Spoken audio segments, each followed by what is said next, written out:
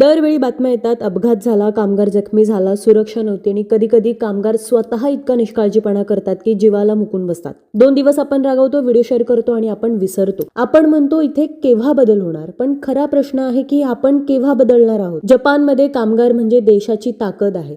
फरक हेल्मेटचा नाही, सिक्युरिटीचा नाही, तर फरक जबाबदारीचा आहे, जबाबदारीच्या भावनेचा आहे. दररोज आपण म्हणतो देश बदलायला हवा, पण प्रत्येक वेळी हे विसरतो की आपणच देश आहोत. आपण मात्र अजूनही जुगाड शोधतोय आणि नंतर अपघात झाल्यावर म्हणायचं काळ झाला. अरे काळ नाही झाला, आपण मागे राहिलोय. 2025 मध्ये पण जर हे सेफ्टी गॅजेट्स आपण वापरत नसू, 2025 मध्ये पण जर ही परिस्थिती असेल, तर हे केव्हा बदलणार आहे? जेव्हा आपण बदल घडवू.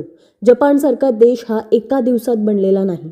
लोकांनी बदलायचं ठरवलं म्हणून सिस्टीम बदलली. मी कामगार किती महत्त्वाचा आहे हा एक व्हिडिओ पोस्ट केला होता. त्यामध्ये मला बऱ्याच कमेंट्स आलेल्या आहेत.